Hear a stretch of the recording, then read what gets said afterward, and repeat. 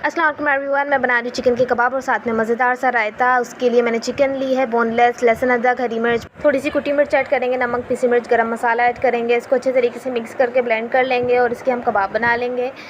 आप चाहें तो इसके अंदर और स्पाइसेस भी ऐड कर सकते हैं, बट ये स्नैक के लिए बेहतरीन है। आप इसको किसी भी चीज़ के साथ खाएँ, बहुत मज़े का बनता है। और उसके बाद हाथ में आप ऑयल लगा लें, घी लगा लें और इसको अच्छे तरीके से शेप दे लें। आप चाहें कोई सी भी चीज़ शेप दे सकते हैं।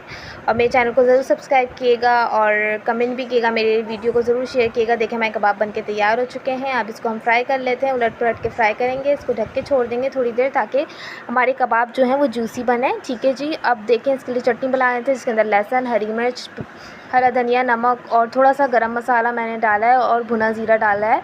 उसको अच्छे तरह से मिक्स कर लिया और दही डाली है। अब देखें जी हमारे कबाब बनके तैयार हैं। वीडियो को लाइक, शेयर, सब्सक्राइब ज़रूर कीजिएगा। अब आपसे नेक्स्ट वीडियो मिलूँगी। Bye bye.